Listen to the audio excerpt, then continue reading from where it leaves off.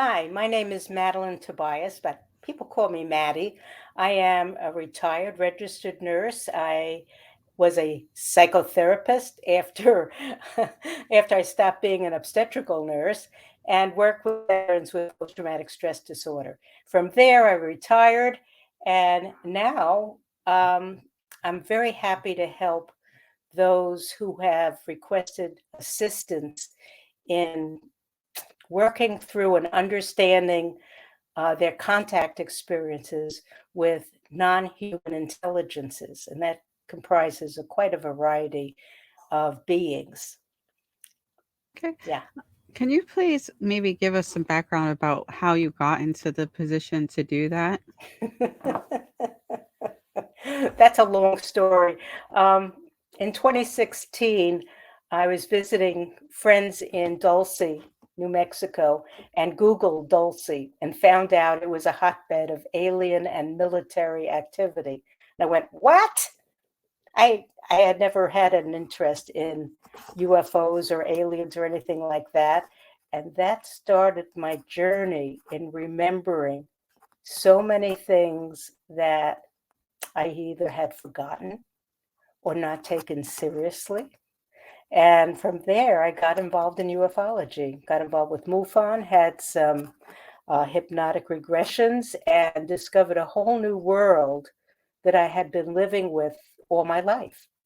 So uh, that's a very short account of my journey, which I tried to understand it. And the only way I could understand it was by journaling it, by writing down all the incidents, the weird incidences that occurred to me throughout my life. I wanted to understand it for myself. I wanted to understand it for my grandson, who's now 20 years old, 21 years old. So that's how I wrote my book, Dogs, God, and UFOs, and got very involved in helping others to understand what and why something has occurred that's so unusual. And could you say approximately how many people so far that you've spoken to help with their experience? Just like a rough number so people know the Oh, scale three of or what four we're hundred, talking about. uh, 300 or 400 people.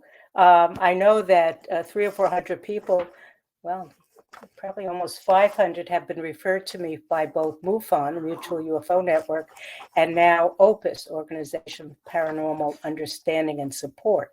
So I work with both groups, and I have an experiencer support group. So I continue to be involved with people who I've known for the past 5, 6 years. People are very interested in the vetting process for joining those groups. Could you summarize like how people are vetted to become supported or peer support people? Well, first of all, you have within Opus, in order to have a support group, you have to be a member of the experienced support team. And those of us who are part of that team, and it has about 8 or 10 members, are experienced, some for many years, like myself, in helping people with their contact experiences. Now, to start a support group within an organization, they um, they will refer people who ask for a support group. Before I allow anyone to join my group, I interview them first. And I interview them to make sure that they're ready for this journey and assist them in becoming able. By that, I mean providing them with the resources that are needed, whether it's reading materials, um, uh, checking out Opus and MUFON and other support sources. And then if they wish to join the group, I will give them the details about how to do that. What are some resources you would recommend to someone who's observing this video and not necessarily involved yet? Okay, first of all, the important thing is to contact MUFON or Opus for their support. With MUFON, you'd have to fill out questionnaires and etc. It could be a lengthy process. With OPUS, all you need to do is go on the OPUS website and request either one, to join a group, to get individual support, or whatever else you're looking for. In OPUS, Gwen Farrell who's director of the support group, will then farm out to one of us people, someone to talk to, because we want to help initially those people who possibly have never told anyone of what they experienced. And that could be very traumatic. People who've had an experience, whether it's an abduction or having extraterrestrials in their home or encountering them elsewhere, or just having missing time after seeing a UFO, are sometimes very traumatized. So it's very important that they talk to someone first, that their initial support be one-on-one with someone who has the materials that can help them.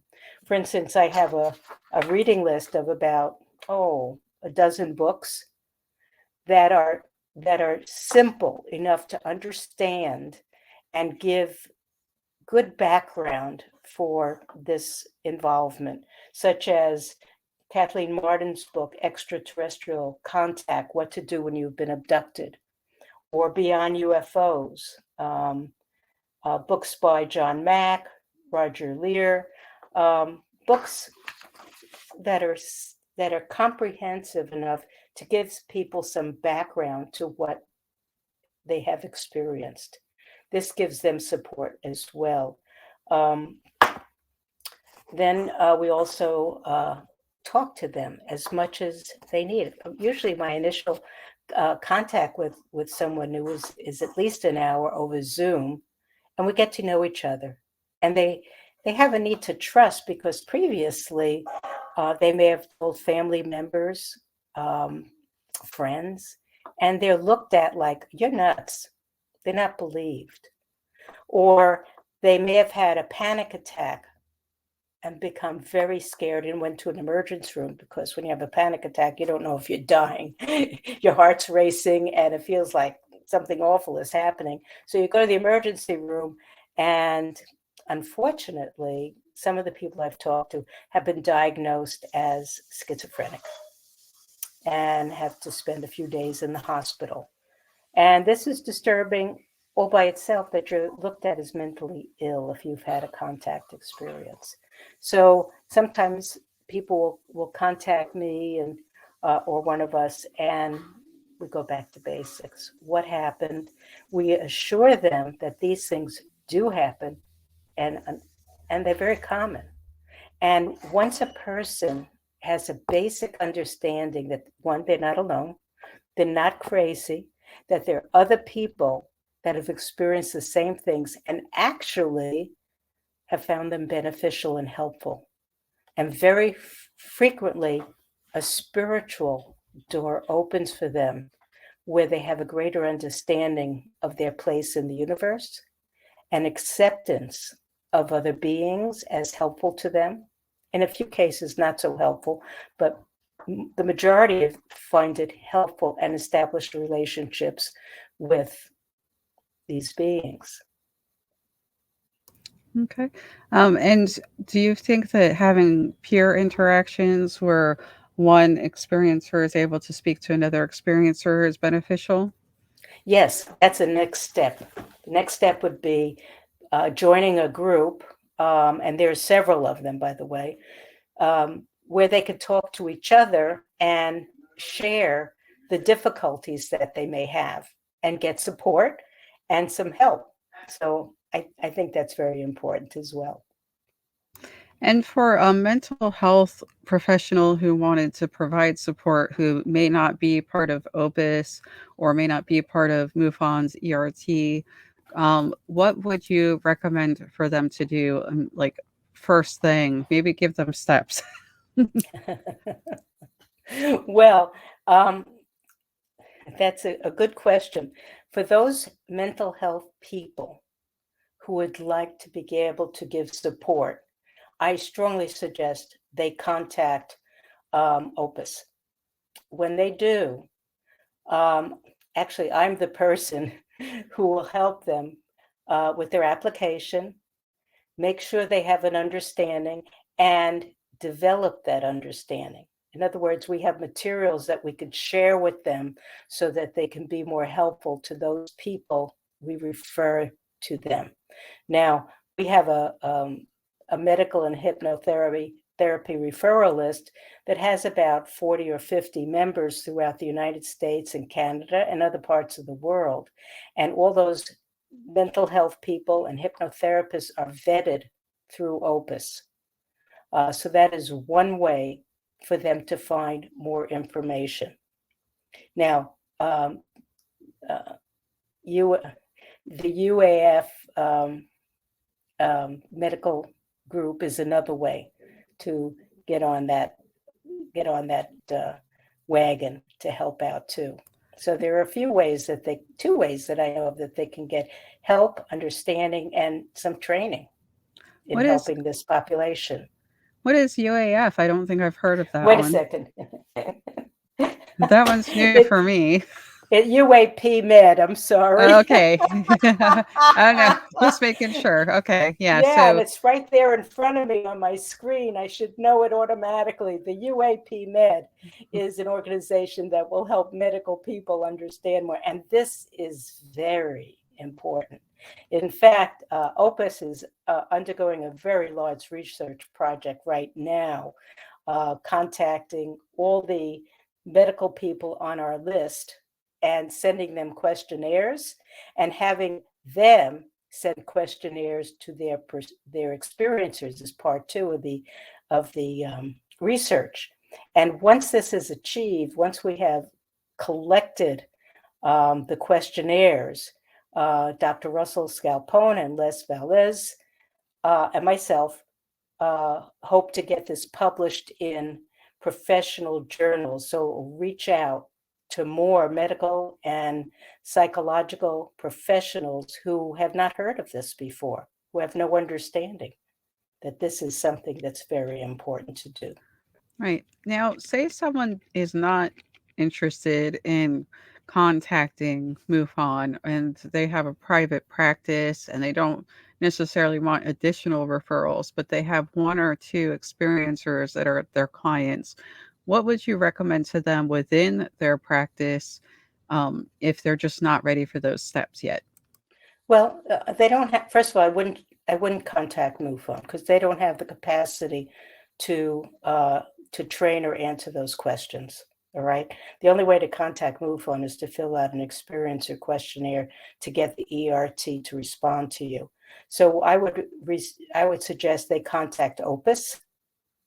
There is a question not a questionnaire. There's a contact that they could fill out a paragraph saying they wish more information about something, and one of us will get back to them. Or they can contact the UAP Med for more information as well. They don't have to get referrals from us. They don't have to be on a list. We'll be glad to answer any questions about their population.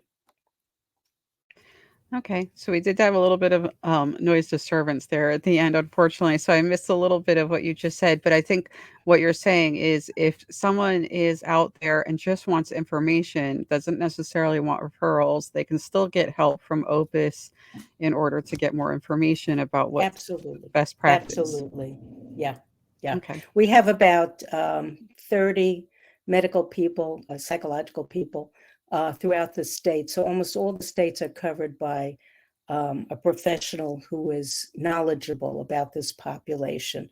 And we'd be very happy to send information to any other professionals who wish this information, whether they want to be on our mailing list or not. And not mailing list, I'm sorry, on our referral list. Okay. One thing that Earl Grey has spoken about, Earl Grey Yeah, Anderson, has I know Earl very yeah. well. Yeah, he's spoken about there being some patterns in what experiencers are reporting. Do you want to share any of those patterns about what people are seeing when they're helping experiencers? Well, the first thing would be if they've never shared this material before, they exhibit fear because it is such a totally unfamiliar, unheard of experience. And this frequently produces some PTSD, post-traumatic stress disorder, especially being on board a ship, having some memories and not other memories, or experiencing visitations. So fear is a primary problem, and isolation. And when you have fear and you cannot tell anyone about it, that fear stays within. You may have nightmares. You may have fears of anything strange and unusual, sounds, feelings, touches, anything that is a part of post-traumatic stress disorder. It could be panic attacks, it could be nightmares, it could be difficulty sleeping, distrust in your environment, distrust about anything unknown that is happening that you're not familiar with. There are a number of things that occur for those people who have very frightening incidences and have lived with them for a long time. They become embedded in one's consciousness, unfortunately, just like the PTSD of combat vets. Fear, highly aroused by strange things or noises or sounds or pictures or scenes. These are highlights also of the abduction phenomena. And demographic wise, do you see more combat vets have had experiences, or do you see like any particular population is a higher number of experiences? Well, I wouldn't say combat vets because the 18 years I work with with the VA working with combat vets, no one talked about any foo fighters, as it is known in the military, unknown flying objects. I work with vets with combat trauma, and I used EMDR, eye motion desensitization, and reprocessing with them to overcome and heal the PTSD. And EMDR is what I recommend for those traumatized individuals with abductions or contact experiences that are traumatizing. I would refer them to an EMDR specialist. And the nice thing about that, or the good thing about EMDR, is it helps to resolve the trauma. And also at the same time, many people start remembering things that they hadn't remembered before, and that helps them heal. So, besides combat vets, which you just said essentially they hadn't reported to you, was there Mhm. any other population of note that stood out? I would say across the board, um, anybody of any race, religion, family origin, the phenomena is worldwide. And we get a large number of referrals from people who do not live in the United States, and we still contact them and help and support them. There are many instances where the abductions or the contact is generational, and they'll have parents and grandparents who have talked about it, having contact. And even some of them who have had contact see their children also reporting to them strange beings in their bedroom or whatever. So it can be familial as well. And I know one of the things that historically contactees have spoken about was messages that they were given about humanity. Have those messages changed recently? No, no, I very frequently they're they're told, and by that telepathically, that they are here to help humanity because we are really on a downward swing as far as climate, as far as our militaries, as far as problems with possible war, that we're on the fringe, we're on the edge, and they're here to help us. They want the population to be awake and aware of the danger and that they're not alone. I've heard very recently people, recently this week, from two people who have had messages that that the earth is in danger and there'll be an ascension. Now, I don't know how many people believe in this, that we're in a 3D world and there are higher levels of existence, but there will be an ascension for those people who are awake. And for those people who are not, they're going to live with a pretty difficult earth.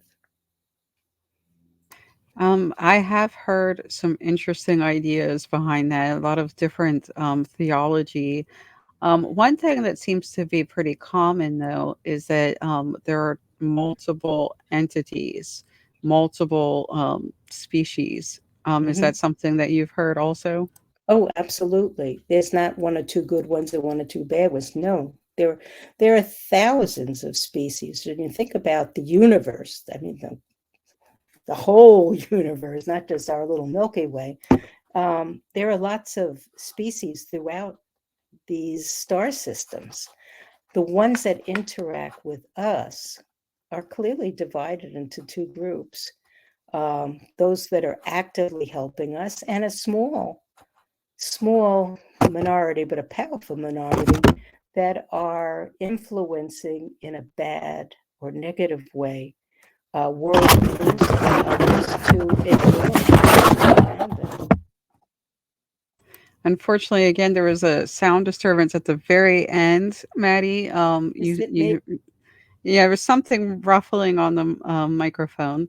I was just wondering, um, at the end, you said that they are influencing in a bad way. Is that correct? In, right. When we think about the greed and anger and rage in our society throughout the world, that's influenced by negative entities, whereas the positive ones are truly as trying to assist us in being kind, being generous, being open, and helping constructively the world to be a better place. Okay. So, What do you say to individuals who have had negative encounters with those entities? okay, good question. For those people who have encounters and they're frightened, and sometimes they're frightened even by positive entities that don't look like them. If you think about the mantis who are helping society, and you think about even some of the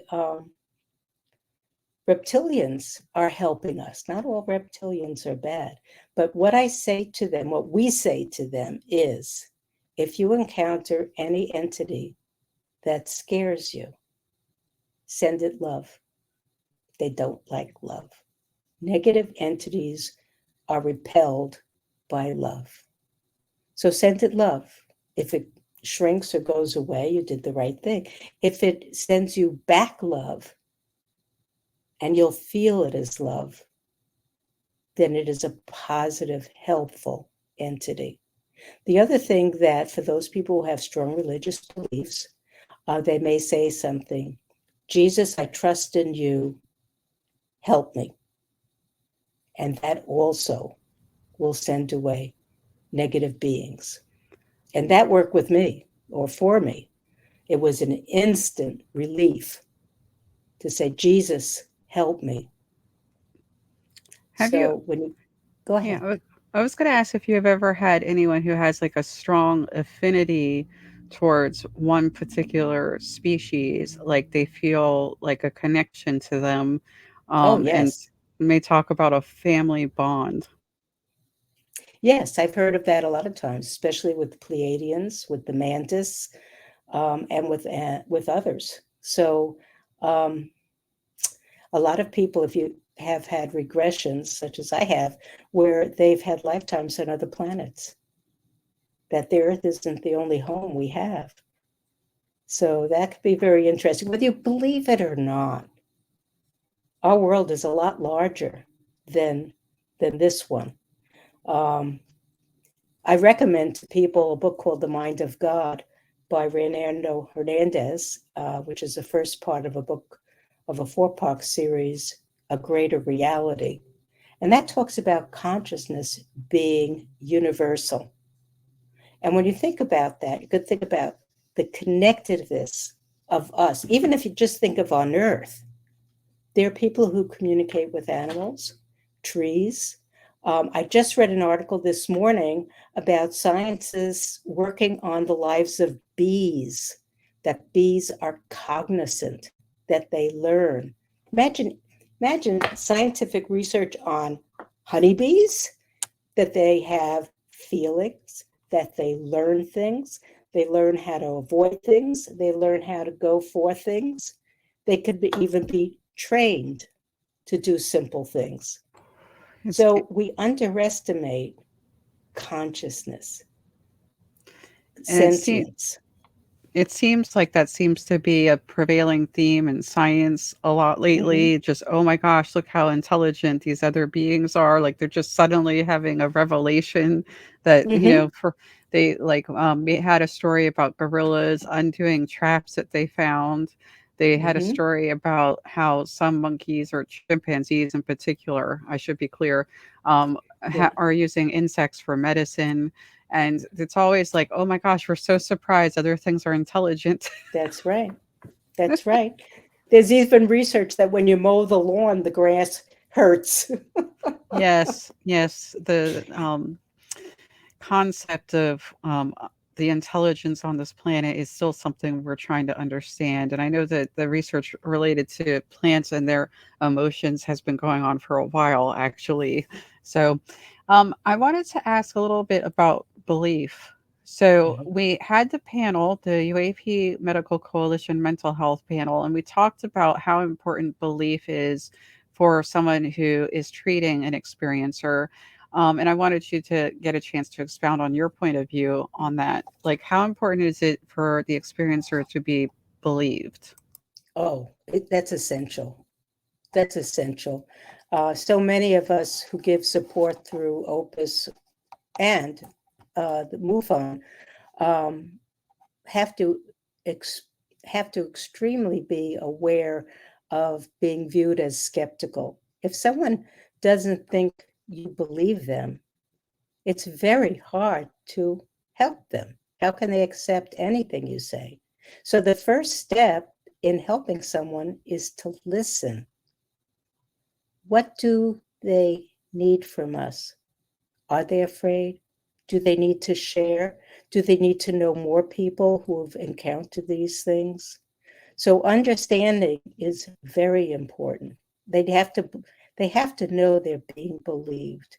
And since so many of us who are supportive of um, of contactees are experiences ourselves. That's one of the reasons I share my book, is so they know I've been through some of this myself, that I can understand them. And a lot of us have written books or articles expressing what we've been through. So the four people who contributed to Kathleen Martin's book, Extraterrestrial Contact, there are four of us, are all experiencers. So that's number one on my list of books to recommend, Extraterrestrial Contact, What to Do When You've Been Abducted by Kathleen Martin. Ann Castle, Denise Stoner, and myself all contributed chapters to that to be most helpful to experiencers. They are not alone. So, one of the things that experiencers will encounter, I think we need to address, is that they're going to encounter a negative perception of what happens if they Mhm. are, the term abducted is not very popular anymore, but if they are taken. So, if you look at movies like Communion or Mhm. Fire in the Sky, it actually looks like a very horrific experience. Right, Um, right. but people afterwards come out with a transformative view, um, almost of what happens, and it tends to make more positive statements later. So, what do Mhm. you think happens that helps people make that transformation from "I was taken, it was awful" to, it could be a Mhm. more positive experience later? Well, part of that is understanding perhaps why they were taken. For instance, I've spoken to people who've had incidences of being on ships as children. And Susie Hansen wrote a book, The Dual Soul Connection, about children who are educated on board ship. They have friends aboard ship, and they've been educated throughout their childhood. So understanding what happened, why were they abducted, why do abductions occur, there's no simple answer to that. There could be many reasons for abductions, but what did they learn from it? How did they come to terms with it? And that could also be a spiritual awakening as well. Once they accept some of the experiences they have been helpful. Plus, there have been many, many healings on board ship. I'll give you an example. I had one woman who was abducted, and she drew me pictures of what they look like aboard ship. Well, they were cloaked figures that were very scary to her. And that reminded me of a being I saw as a 13-year-old, which turned out to be a Nebulan healer. So I asked her, was she ill when she was abducted? And she said, no, I was healthy. I was pregnant at the time. I said, tell me more. And she says, well, I was pregnant and the doctor took blood tests and said my child had Down syndrome and I should abort it. And I refused. And then later on in the pregnancy, doctor did another blood test and told her, you need to get an abortion. This child has Down syndrome. Well, she didn't. She was abducted. She was on this ship. And I recognized the beings she drew as Nebulan healers. I said, how's the baby now? Child now? She says, oh, child is fine. It was born normal. So that could be, very possibly, a healing aboard the ship. I And know. I've heard of, go ahead. I think Travis Walton has said the same, that initially he was hit by the beam, and that they later claims that he was taken because they were trying to correct whatever injury he got Mhm. for that reason. Mhm. Yeah, yeah. So there have been many healings. In fact, Preston Dennett wrote a book, The Healing Power of UFOs, 300 true accounts of people healed by extraterrestrials. Now, those were healings on Earth, not aboard a ship. So, and he described the great majority of those healings were by grace. So it goes to show you that that the healings not only happen on ship.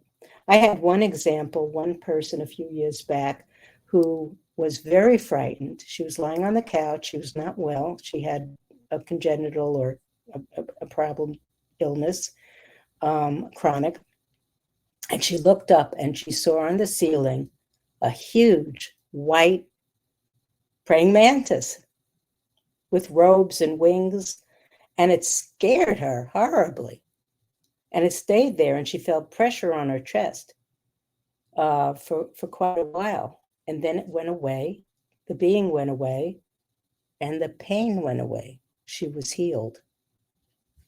That was quite frightening for her. So there's such a vast amount of different experiences. You can't lump them all in one basket. People call for help with encounters in their home, when they were camping, on the road driving, or on ships. So it could be anywhere. And it could be in dreams, astral travel in dreams that they have memories, all kinds of things. Yeah, and I've noticed that discussion about alternative visitation with DMT experiences, hypnotism, um, what was the other one? Meditation. All of those Mhm. have been discussed also. So people don't always report having a physical encounter. Is that right? Right. Yes, exactly. Exactly. Some of my encounters happened in under hypnosis. It frightened me so much that I came out of trance. I said, "Oh, I'm not in it." My hands had turned green. Um, um, oh goodness. Um, Under hypnosis, I wanted to know if I was ever abducted, and my arms turned green. I looked at my hands growing long, and I came out of trance. So there's many ways of remembering or having contact. Um, Again, I had past lives in different locations. Um, so contact can occur anywhere. And I've had visitations, astral travel, um, where I have met different beings, all helpful to me. And so there's a great variety of how one has these contacts. A lot of people have downloads of information, or they have guides who identify themselves and help them in their lives. They're non obtrusive, but if they ask for help, they get it. If I have um, a question or a problem, whatever, I'll meditate and ask for assistance and get it. So it could be a great spiritual awakening. Do you ever get to have conversations with spiritual leaders or religious leaders about the implications of these encounters? Nope, I haven't yet. They could. I'll be glad to talk to him. I think these events happen to people of all religious um, upbringings, and they're not meant to sway people away from or to another religion, but to open them up spiritually. So there's acceptance that there's something greater than us, more than us, that we are part of something very, very wonderful.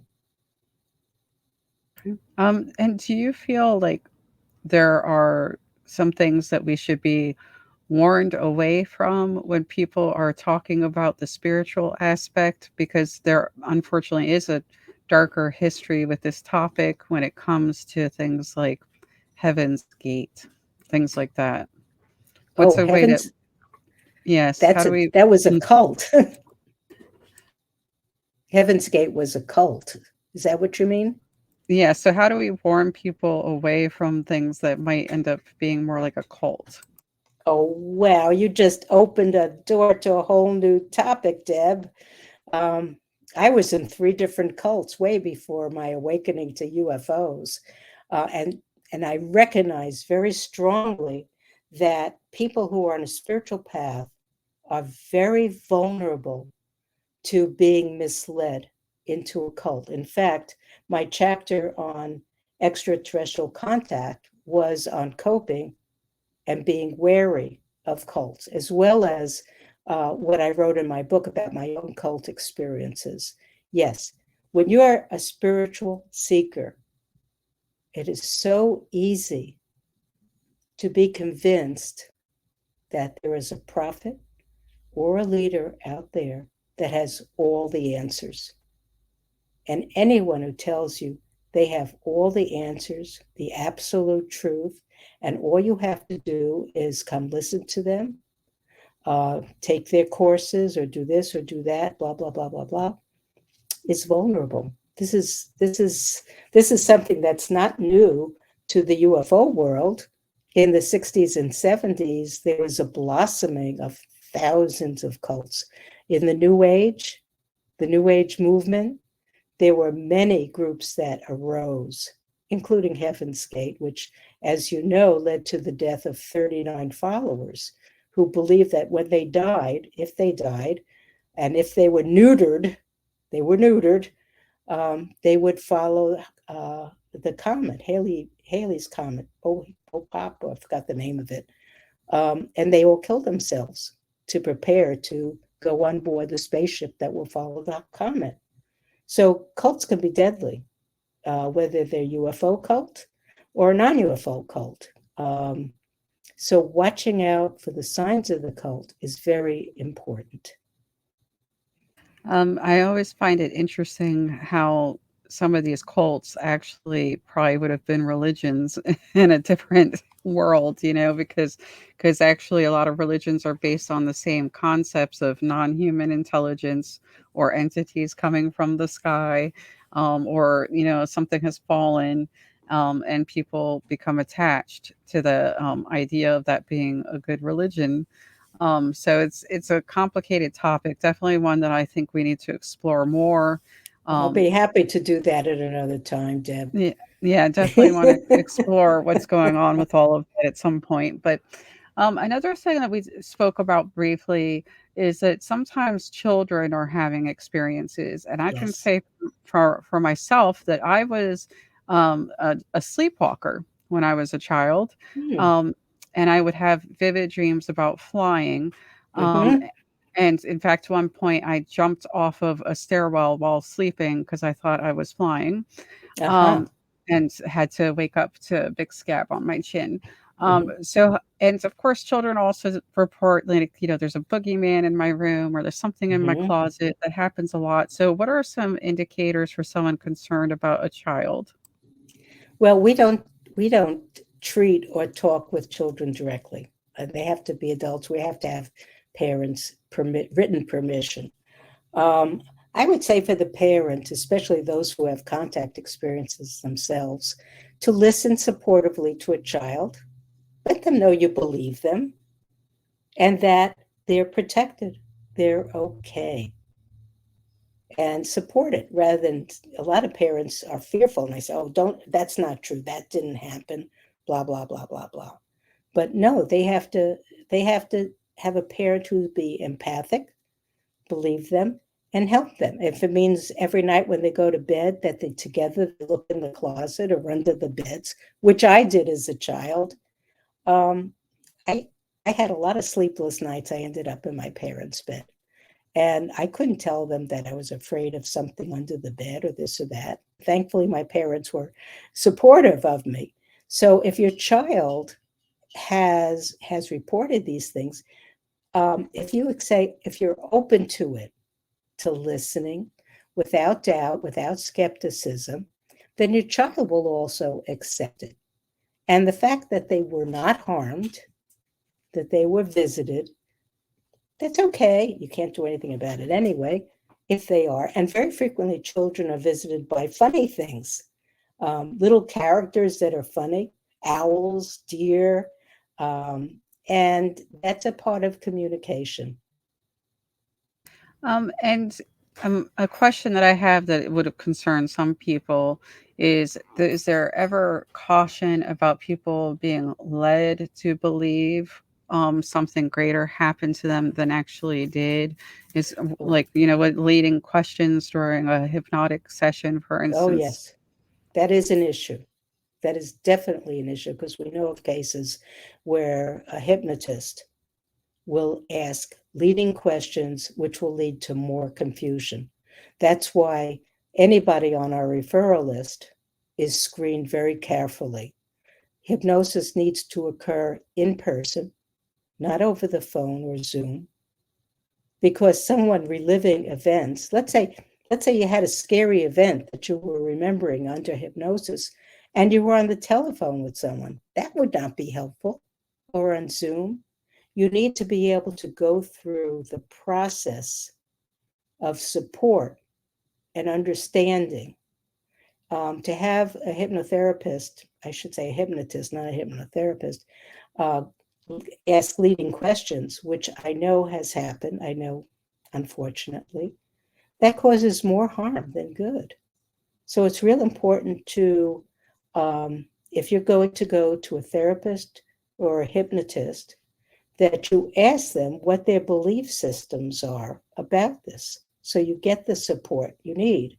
The first time I had hypnosis, which was in 2016, well, no, it was in 2012 or 13. Um, this is a well trained, highly esteemed person. I paid a fortune to go see him, traveled 4 hours to get there, and I was put into trance. And I wanted to know what happened to me in between lives. I wasn't even looking for past lives or whatever connections to aliens. I didn't even know about that.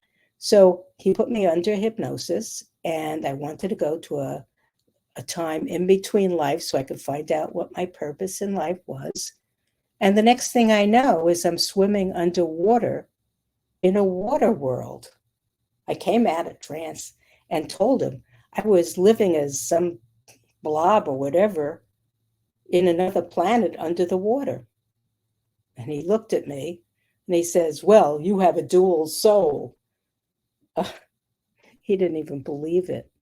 And that was not a good experience for me. So that was one of the first times, and I wasn't even looking for experiences on another world.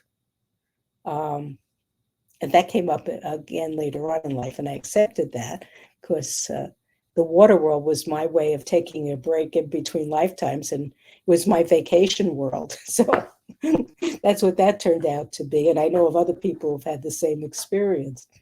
So it's really important to go to someone who has familiarity with what you're asking. I think that there are also some like little key indicators of an accurate event that are pretty common. I'm not going to reveal them here, but I was told, Okay. like, for instance, how someone describes a table is very different for an experiencer than someone who has not had an experience. Mhm. So I know that those help us kind of guide um, what is actually happening versus something that might be imagined. Is that correct? Well, first of all tables are not alike.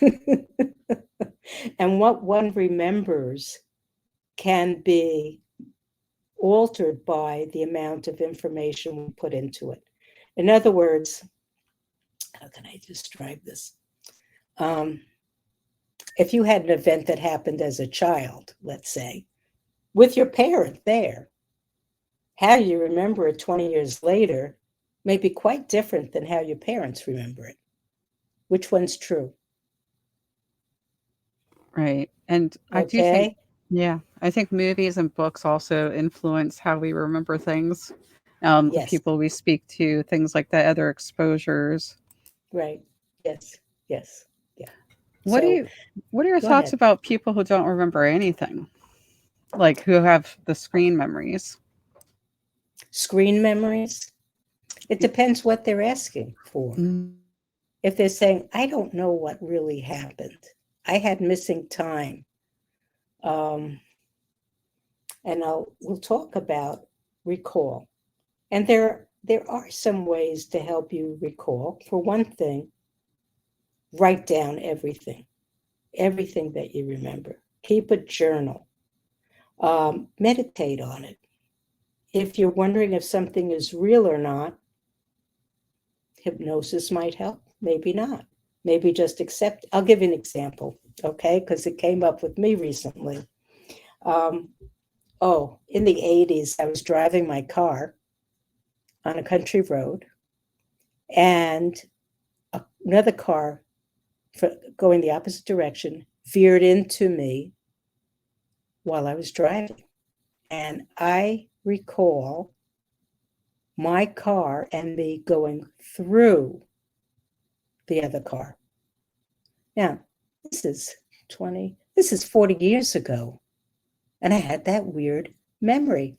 I don't know if it's true or not. Maybe it was a simple case of highway hypnosis where you're driving along and you miss your exit because you were in La La Land while you were driving. So, is that a case of highway hypnosis? Or did I really travel through that car with the help of my unknown friends? Okay. okay, well, now I have to go look up highway hypnosis. Thank you, Maddie, for giving me homework. Because I understand that people basically, I call it the car zone or the auto zone, because of the commercials that we used to have where they showed people just kind of going into a zone while they're driving. But now I'm going to look Yes. up Yeah, that's highway called highway hypnosis, right? When you miss your exit and you go past it every single day and you miss your exit, that means your mind is somewhere else. That's highway hypnosis. It's an altered state. We go through many different altered states each day. when we're thinking, when we're not grounded in 3D reality. We go in and out of altered states all the time when we're watching a movie, read a book. And that's normal. That's not abnormal. That's part of being you, being in this world. Yeah, and I theorize that some of those altered states seem to emit certain brain waves, theta waves in particular, and gamma waves that are especially attractive to the phenomenon. So I think that's an interesting thing that theta keeps coming up when people are meditating or have a DMT experience, and then they have Mhm. this NHI experience. Right. So Yeah. I look forward to future research on that, Okay. of course. We're almost out of time, so I wanted to give you just a few minutes to say any last points you might want to provide a mental health provider or a medical doctor working with an experiencer. Oh my. It's not unlike an experiencer talking to someone they just met about their experiences. Unless that person is open minded, most likely they're going to feel rejected and not believed. And unfortunately, our medical profession as a whole is not awakened to the reality of the contact experience. And the only thing I could suggest is when one is going to talk or needing to talk to a therapist or a medical doctor about something that occurred, they need to ask them first what their opinion is about these events. Okay? Because you won't know unless you ask them. All right? Now, that brings up the issue of implants. Some people have noticed that they have an implant after an encounter on a ship or with a being. And they'll ask, how can I get this removed? And what I would tell them is, your insurance or your doctor is not going to remove it if you say, hi, I was on a ship and I was given this implant. That won't get it removed. However, if you say, I got this thing under my skin and it really bothers me, then you have a chance of getting examined and removed. Okay? So I'm not saying be deceitful at all, but if you have an implant and it bothers you, you don't have to say, hi, I have this implant and it bothered me. I have this thing under my skin and it bothers me. And it could even, and if it's painful, absolutely. So, what can I say? That's my advice there. But what is your advice to the medical and mental health professionals? The final advice. Oh, I wish they would keep an open mind. When you say to the mental health professional or the medical professional, you're talking about millions of people. You're talking, it's the same as asking your neighbor or the person down the road or um, your college professor to believe you. There's such a variety of open mindedness and closed mindedness. So I would say be cautious about who you tell whatever. And you could start off by saying, I wonder if you have any familiarity with this topic without giving details about yourself. And let's say you're speaking to a therapist or a medical doctor, you could say something like, have you ever heard of anybody who's had contact with extraterrestrials? And see what the result is when they look at you. Yeah, I You can know, say that I've tried that at work and I've had quite a variety of responses, yeah. varied from don't lead with that to, oh, I've had an experience too. So Mm-hmm. it really depends. But Yes. thank you so much for coming and speaking with us today and educating us about your perspective on how to help experiencers. Yeah. Hopefully, some people listening will take something away that they can use in their life. I Is hope there? so. I just want to give you the opportunity to let people know how they can find you at the end of this. Mhm. Just they go to the Opus website, opusnetwork.org, and there'll be a place where you could ask a question or ask for support, and they can ask for Maddie. As simple as that. Okay. Well, thank you again, and I hope you have a wonderful rest of your day. Thank you very much, Deb, for giving me this opportunity. All Of right. course. Bye-bye. Bye.